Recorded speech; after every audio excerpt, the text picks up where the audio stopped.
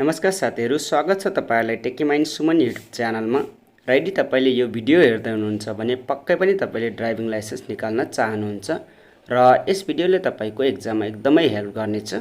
र आजको यस भिडियोमा चाहिँ म 131औं प्रश्नबाट स्टार्ट गर्नेछु। र यदि तपाईले यो भन्दा पहिलाको भागहरु हेर्नु भएको छैन भने अवश्य पनि हेर्नु होला। र 131औं प्रश्न रहेको छ, सवारी चालक अनुमति पत्रको म्याग नागेको कति समयभित्र नवीकरण गराएमा जरिवाना लाग्दैन।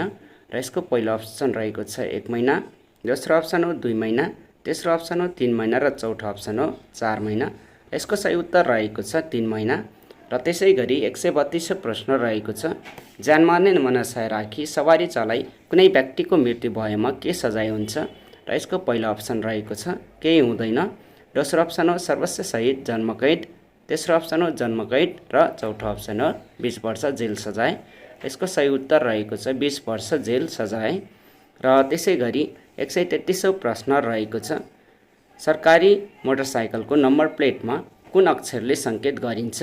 र यसको पहिलो अप्सन रहेको छ ब, दोस्रो अप्सन हो प, तेस्रो अप्सन हो झ र चौथो अप्सन हो क। र त्यसैगरी यसको सही उत्तर रहेको छ ब। र त्यसैगरी 134औं प्रश्न रहेको छ, कति वर्ष पुराना भाडाका सवारी साधन चलाउन पाइँदैन। र यसको पहिलो अप्सन रहेको छ 10 वर्ष, दोस्रो अप्सन हो 15 वर्ष, तेस्रो अप्सन हो 20 वर्ष र चौथो अप्सन हो 25 वर्ष। र यसको सही उत्तर रहेको छ 20 वर्ष। र त्यसैगरी 135औं प्रश्न रहेको छ, देखाएको कुन अवस्थामा ट्राफिक प्रहरीले कारबाही गर्न सक्छ।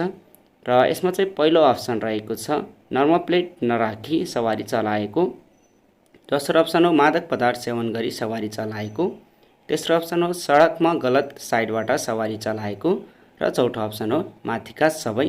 र यसको सही उत्तर रहेको छ माथिका सबै। र त्यसैगरी 136औं प्रश्न रहेको छ, ए वर्गको सवारी चालक अनुमति पत्रले कुन कुन सवारी साधन चलाउन पाइन्छ। र यसमा चाहिँ पहिलो अप्सन रहेको छ कार, दोस्रो अप्सन हो ट्र्याक्टर, तेस्रो अप्सन हो मोटरसाइकल स्कुटर र मोपेड र चौथो अप्सन हो अटो रिक्सा। र यसको सही उत्तर रहेको छ मोटरसाइकल स्कुटर र मोपेड। र त्यसैगरी 137औं प्रश्न रहेको छ, विदेशी पर्यटकलाई यातायात सेवा प्रदान गर्न अनुमति प्राप्त सार्वजनिक सवारीलाई कुन सवारी भनिन्छ। यसको पहिलो अप्सन हो सार्वजनिक सवारी, दोस्रो हो मिटर ट्याक्सी, तेस्रो हो पर्यटक सवारी र चौथो हो साझा सवारी। र यसको सही उत्तर रहेको छ पर्यटक सवारी। र त्यसैगरी 138औं प्रश्न रहेको छ, के वर्गको सवारी चालक अनुमति पत्रले कुन कुन सवारी साधन चलाउन पाइन्छ। र यसमा चाहिँ पहिलो अप्सन रहेको छ मोटरसाइकल र स्कुटर, दोस्रो हो स्कुटर र मोपेड, तेस्रो हो मोटरसाइकल स्कुटर र मोपेड र चौथो अप्सन हो मोटरसाइकल र मोपेड। यसको सही उत्तर रहेको छ स्कुटर र मोपेड।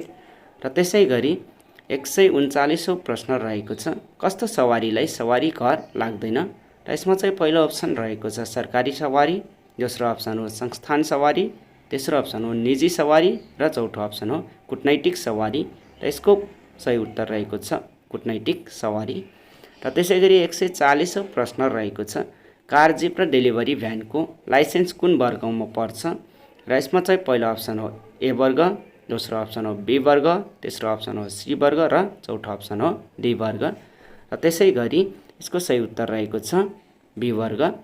र 141औं प्रश्न रहेको छ, हराएको सवारी चालक अनुमति पत्रको सिफारिस पत्र बनाइदिने निकाय कुन हो।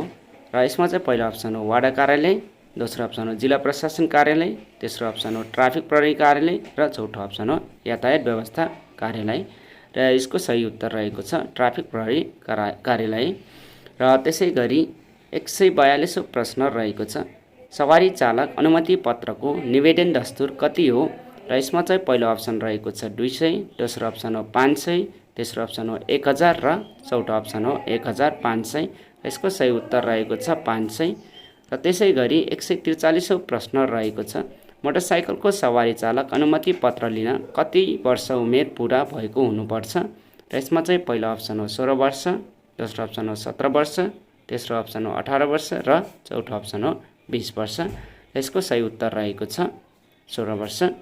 र त्यसैगरी 144औं प्रश्न रहेको छ, कुन सवारीले तेस्रो पक्ष बिमा गराउन आवश्यक छ।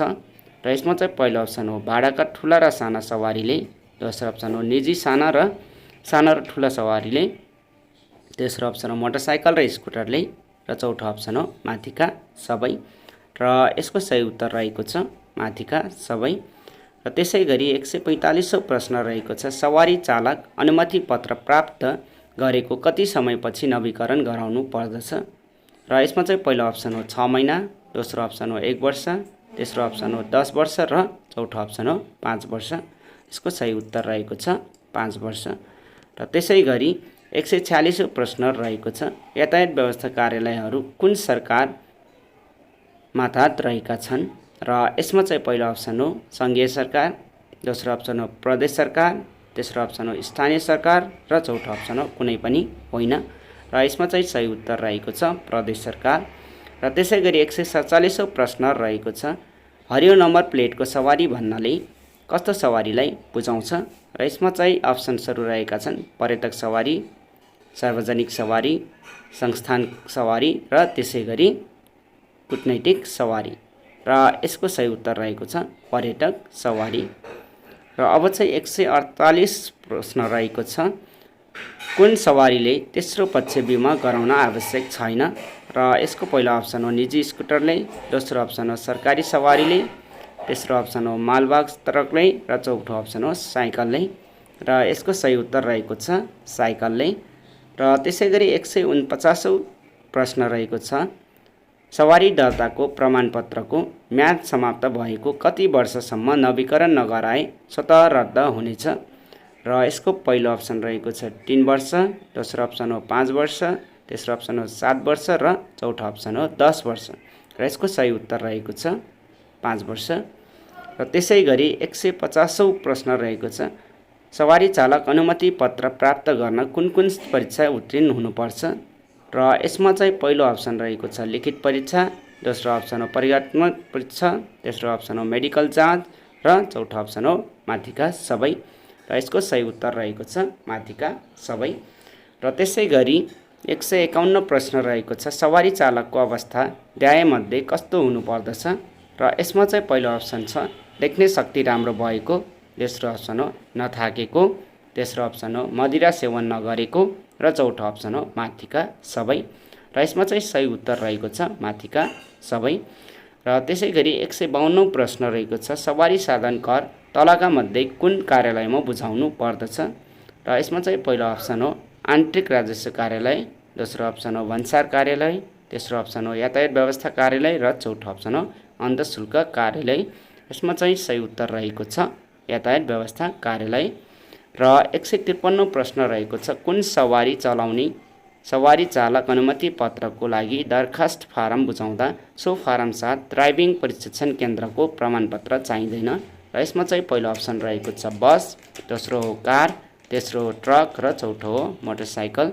यसको सही उत्तर रहेको छ मोटरसाइकल। र त्यसै गरी 154 प्रश्न रहेको छ सवारी चालक अनुमति पत्रमा उल्लेखित नगरिने विवरण कुन हो। र यसको पहिलो अप्सन हो जन्म मिति, दोस्रो अप्सन हो नागरिकता नम्बर, तेस्रो अप्सन हो शैक्षिक योग्यता र चौथो अप्सन हो स्थायी ठेगाना। यसको सही उत्तर रहेको छ शैक्षिक योग्यता। र त्यसै गरी 155औं प्रश्न रहेको छ प्रदूषण जाँच पास स्टिकर नभएको सवारी साधन निषेधित सडकमा लगिएका के सजाय हुन्छ। र यसमा चाहिँ पहिलो अप्सन हो कैदको सजाय, दोस्रो अप्सन हो सवारी जफत, तेस्रो अप्सन हो भविष्यमा सवारी चलाउन प्रतिबन्ध र चौथो अप्सन हो जरिवाना। र यसको सही उत्तर रहेको छ जरिवाना। र यी थिए केही प्रश्नहरू। र यदि तपाईलाई योभन्दा बाहेकका प्रश्नहरू चाहिरहेको छ भने तपाईले कमेन्ट बक्समा कमेन्ट अवश्य गर्नुहोला र म यसपछिको अरू पार्टहरू पनि बनाउने छु। र यदि तपाईले यी प्रश्नहरूको राम्रो तयारी गर्नुहुन्छ भने अवश्य पनि तपाईको एक्जाममा हेल्प गर्नेछ। र यदि तपाईले लिखित पास गर्नुहुन्छ भने मात्रै ट्रायल दिन पाउनुहुन्छ र ट्रायल पास गरिसकेपछि चाहिँ लाइसेन्स पाउनुहुन्छ।